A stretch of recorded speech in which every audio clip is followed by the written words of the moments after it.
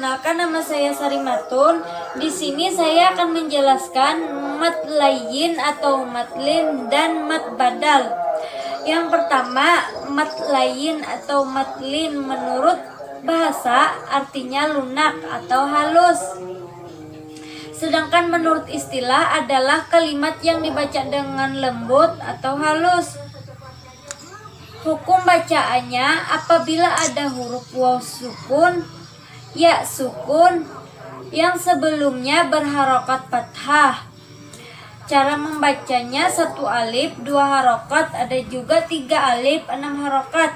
Contohnya li'ilafi Quraisy, yaitu ya yang berharokat sukun terletak setelah berharokat fathah. Sebelumnya ada ya sukun. Yang kedua, wa amanahum min khauf, yaitu ada waw sukun yang terletak setelah yang berharokat fathah. Setelahnya ada waw yang berharokat sukun. Selanjutnya penjelasan mat badal. Mat badal adalah huruf mat yang didahului oleh hamzah. Cara membaca mat badal yaitu dipanjangkan 2 harokat atau 1 alif. Menurut istilah adalah bacaan panjang yang diubah karena ada hamzah, alif, waw, ya bertemu mat yang berasal dari hamzah. Diubah digantikan dengan huruf alif, waw, ya. Contohnya amana diganti dengan amana. Awalnya amana karena di sana ada 2 alif, yang satu berharokat fathah, satunya dibaca sukun. Maka kemudian alifnya digabung kemudian diganti dengan harokat fathah. Bacaan tersebut dinamakan mat badal. Cara membacanya yaitu dibaca panjang sebanyak 2 harokat.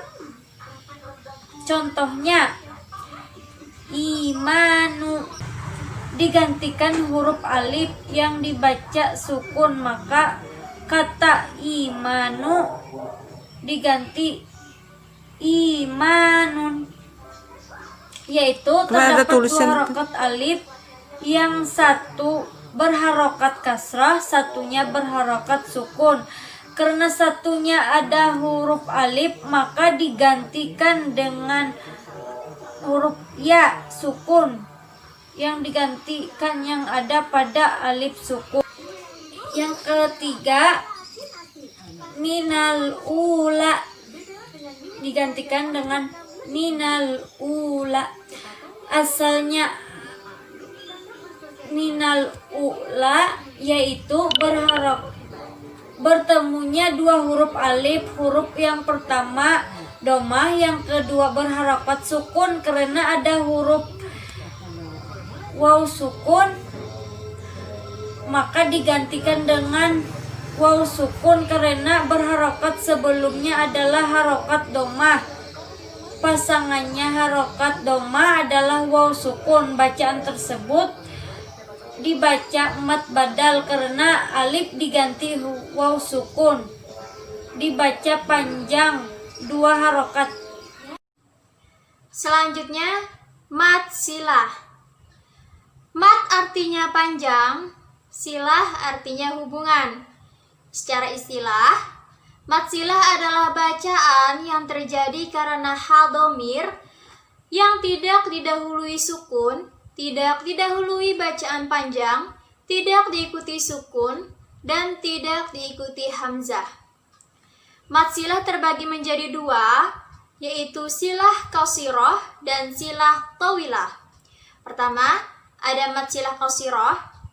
Mat silah qasirah ini terjadi ketika ada hamzah qata setelah ha dhamir dan membacanya wasal yang panjangnya 2 harokat. Contoh terdapat dalam surah Al-Insyiqaq ayat 15. Bala inna inna rabbahu kana bihi basira. Terus contoh yang kedua ada di surah Al-Adiyat ayat 6. Innal insana li rabbihi lakanud. Selanjutnya adalah mad silah tawilah. Mad silah tawilah ini muncul ketika setelah ha sebuah hamzah qata diwasalkan dan panjangnya 5 harokat. Contohnya ada di surah Al-Humazah ayat 3. Yahsabu annama lahu akhladah. Contoh yang kedua ada di surah Al-Fajr ayat 25. Fayauma idzil la yu'adzibu 'adzabahu ahad. Selanjutnya ada mad tamkin. Mad artinya panjang, sedangkan tamkin yang berarti menempatkan atau penetapan. Nah, jadi menurut istilah, mad tamkin adalah suatu hukum bacaan yang terjadi apabila ada ya sukun yang didahului dengan ya bertasydid dan berharokat kasroh. Contohnya ada di dalam surah Al-Baqarah ayat 177 yang bunyinya adalah wal kitabi wan nabiyina. Terus contoh yang kedua ada di surah Al-Imran ayat 20. Wal ummiyina aslamtum. Baiklah, di sini saya Alia Nabila ingin melanjutkan penjelasan tentang hukum mad iwad dan hukum mad farku. Yang pertama hukum mad iwad. Mad menurut bahasa artinya panjang, sedangkan iwad artinya ganti tanwin. Dan menurut istilah, mad iwad adalah bacaan tanwin yang diganti dengan bacaan mad dan dibaca panjang. Panjang mad iwad yaitu 1 alif atau 2 harokat atau 2 kali ketukan.